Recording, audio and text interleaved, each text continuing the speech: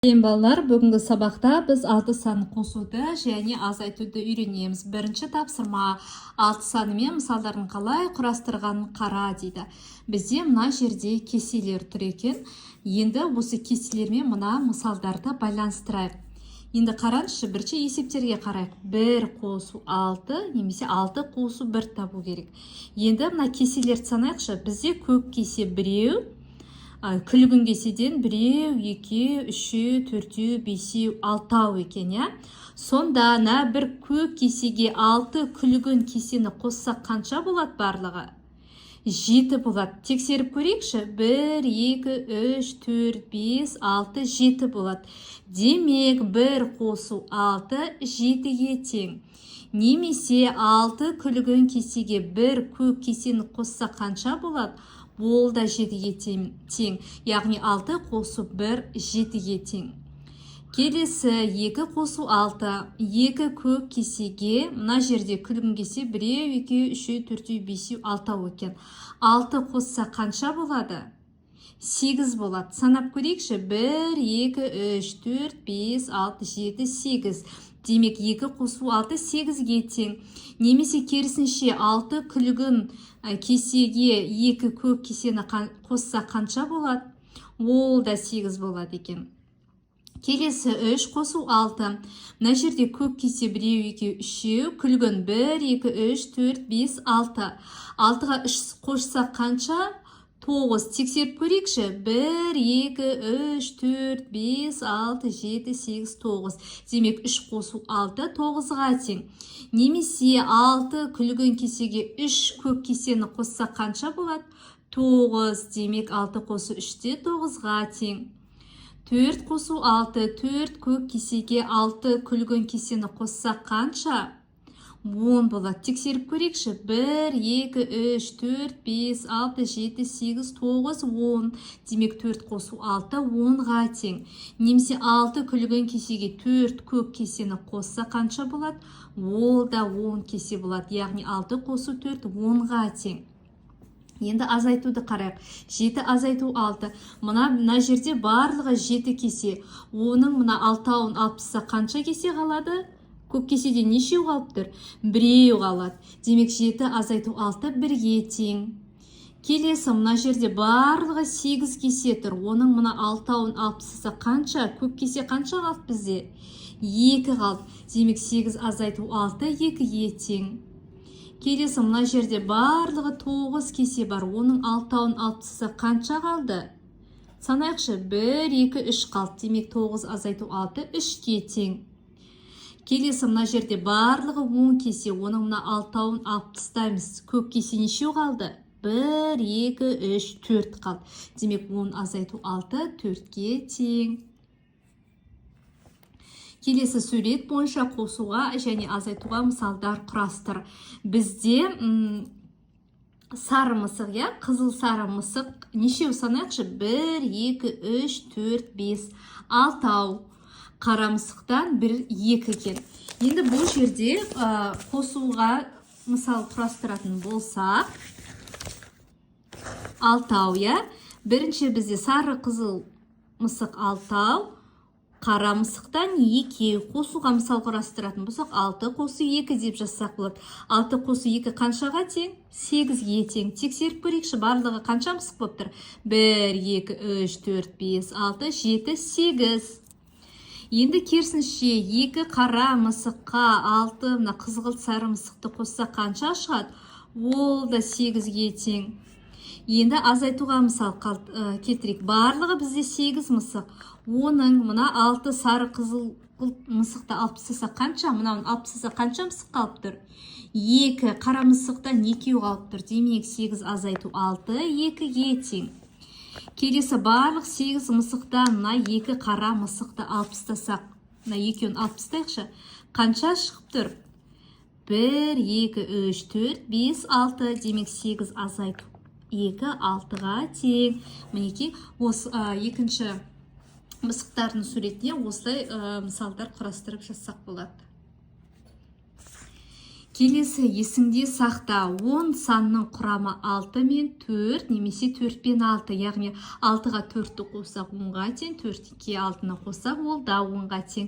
9 санның құрамы 6 мен 3, 3 пен 6. 6 мен 3-ті, 3 пен 6-ны бір-біріне қосқанда 9 шығады. Келесі 8 санның құрамы 6 мен 2 немесе 2 мен 6. Яғни 6 мен 2-ні қоссақ 8, 2 мен 6-ны қоссақ та 8. 7 санның құрамы 6 мен 1 немесе 1 мен 6. Яғни 6 мен 1-ді қоссақ 7, 1 мен 6-ны қоссақ та 7. Мінеке осы санның құрамын міндетті түрде жаттап алыңыздар. Келесі екінші тапсырма сандардың құрамын айт, азайтуға мысалдар құрастыр. Мына жерде бізде сандар шыққан, мына жерде бір оқушылар жазып қойыпты, соны түсіндіре берейін сіздерге. 8 санның құрамы 6 мен 2 болады. Мына жерде бос орынға 2 деген сан жазамыз. Неге 2? Яғни 6-ға 2-ні қоссақ 8 болады. Енді азайтуға мысалдар құрастыратын болсақ, 8 азайту 6 деп жазамыз. 8-ден 6-ны азайтсақ, бізде 2-ге тең. Немесе келесі 8 азайту 2 деп жазамыз. 8-ден 2-ні азайтсақ, 6-ға тең. Келесі 7 санның құрамы 6 мен 1 болады. Неге 1 деп жазамыз? Себебі 6-ға 1-ді қоссақ, бізде 7 шығады. Азайтуға мысалдар құрайтын болсақ, 7 азайту 6 деп алсақ болады. 7-ден 6-ны азайтсақ 1-ге тең. Немесе 7 азайту 1, 7-ден 1-ді азайтсақ 6-ға тең. Келесі 9 санның құрамы 6 мен 3. Бос орынға 3 деген санды қоямыз. Неге 3-ті қоямыз? Себебі 6 мен 3-тің қосындысы 9-ға тең болады. Мысал алатын болсақ, азайтуға 9 азайту 6, 3-ке тең.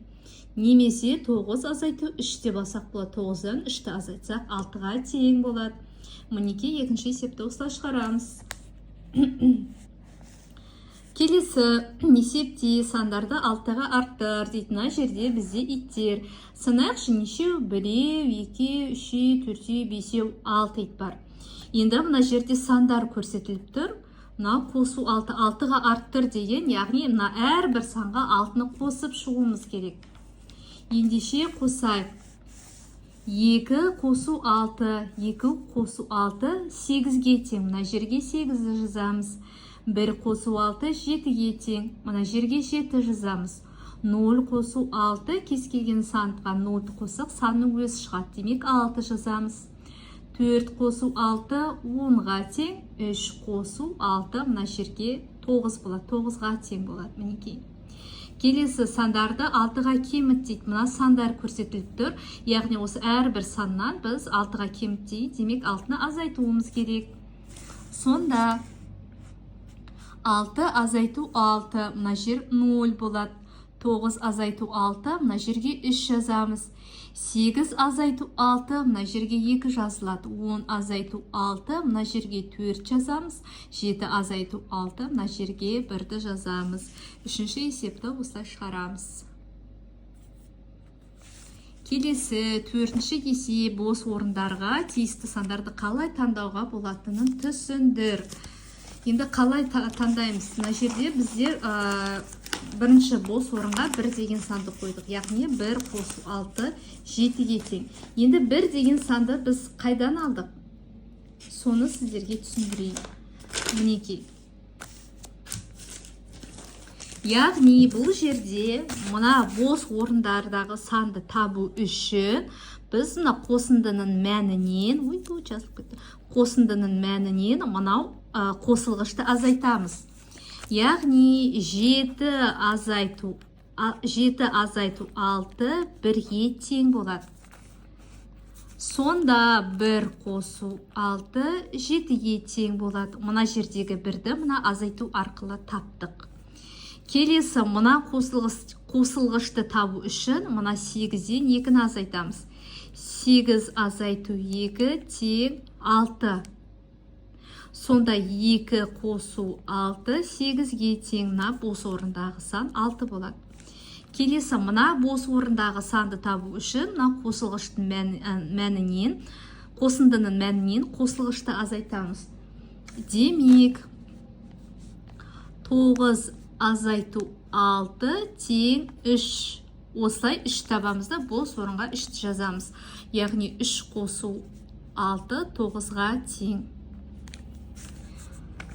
Мына негізі бос орындарға мына сандарды жазып шығасыздар ғой. Мені азайтуды қалай сіздерге бос орындағы сандарды қалай тапқанымызды түсіндіру мақсатында жазып жатырмын.